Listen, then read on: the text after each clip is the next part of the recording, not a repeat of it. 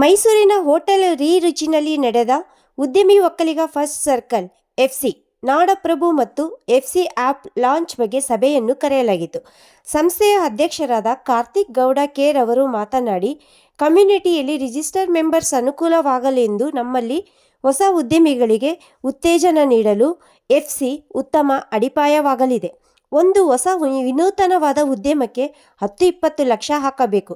ಉತ್ತಮವಾದ ಉದ್ಯಮಕ್ಕೆ ಉತ್ತೇಜನ ನೀಡಲು ನಮ್ಮಲ್ಲಿ ಇನ್ವೆಸ್ಟರ್ ಮೀಟ್ನಲ್ಲಿ ನಿಮ್ಮ ಪ್ರಾಜೆಕ್ಟನ್ನು ಪ್ರೆಸೆಂಟ್ ಮಾಡಬಹುದು ಮತ್ತು ಉದ್ಯಮ ಬಂಡವಾಳಕ್ಕೆ ಬಂಡವಾಳಶಾಹಿಗಳಿಂದ ಬಂಡವಾಳ ನೀಡುವ ಮುಖಾಂತರ ಉತ್ತೇಜಿಸಲಾಗುವುದು. ಉದ್ಯಮಿಗಳೆಲ್ಲ ಸೇರಿ ಇನ್ನೂ ಹೆಚ್ಚು ಉದ್ಯಮ ಮಾಡಲು ಪ್ರೋತ್ಸಾಹಿಸಲಾಗುವುದು. ಇಲ್ಲಿ ಯಾವುದೇ ರಾಜಕೀಯ ಬರುವುದಿಲ್ಲ. ಉದ್ಯಮದ ಬಗ್ಗೆ ಗಮನ ಹರಿಸಬೇಕು ಎಂದು ಹೇಳಿದರು.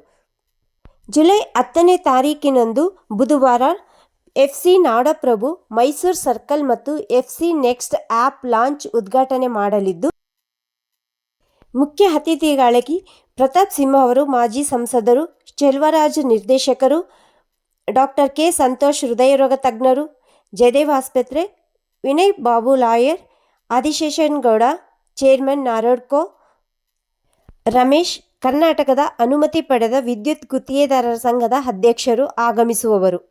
ಕಾರ್ಯಕ್ರಮದಲ್ಲಿ ಚಂದ್ರು ಉಪಾಧ್ಯಕ್ಷರು, ಚೇತನ್ ಗೌಡ ಕಾರ್ಯದರ್ಶಿ, ರಂಜಿತ್, ನಿತಿನ್, ಉದಯ್, ರೇವತಿ, ಸೌಮ್ಯ, ಗೋಪಿ, ಕೃಷ್ಣ, ಸುಧೀರ್, ಪ್ರಿಯಾ, ರಾಜೇಶ್, ನೇತ್ರ, ಪ್ರೀತಮ್, ಹೇಮಂತ್ ಹಾಗೂ ಉದ್ಯಮಿ ಒಕ್ಕಲಿಗದ ಎಲ್ಲ ಪದಾಧಿಕಾರಿಗಳು ಹಾಗೂ ಸದಸ್ಯರು ಸಭೆಯಲ್ಲಿ ಪಾಲ್ಗೊಂಡಿದ್ದರು. ಎಲ್ರಿಗೂ ನಮಸ್ಕಾರ. ನಾನು ರೇವತಿ ಕೃಷ್ಣ. ನಮ್ಮ ಸಂಸ್ಥೆಯ ಹೆಸರೇ ಇರುವ ಹಾಗೆ ಉದ್ಯಮಿ ಒಕ್ಕಲಿಗ, ಒಕ್ಕಲಿಗರಿಗಾಗಿಯೇ ಈ ಒಂದು ಸಂಸ್ಥೆಯನ್ನು ಹುಟ್ಟು ಹಾಕಲಾಗಿದೆ.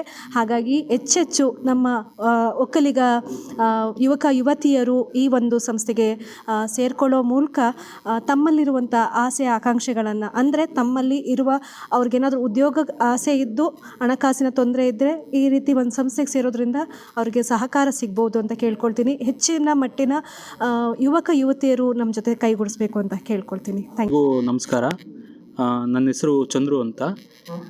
ಏನು ಈ ತಿಂಗಳು ಅಂದರೆ ಜುಲೈ 27 ಮತ್ತು 28ನೇ ತಾರೀಕು ಮೈಸೂರಿನ ಅಲ್ಲಿ ರುಚಿ ಹೋಟೆಲ್ನಲ್ಲಿ ಇನ್ವೆಸ್ಟರ್ ಮೀಟ್ ಅಂತ 2024 ಇನ್ವೆಸ್ಟರ್ ಮೀಟ್ ಅಂತ ಏನು ಉದ್ಯಮಿ ಒಕ್ಕಲಿಗ ಇವರ ವತಿಯಿಂದ ಏನು ಕಾರ್ಯಕ್ರಮ ಹಮ್ಮಿಕೊಂಡಿದ್ದೀವಿ.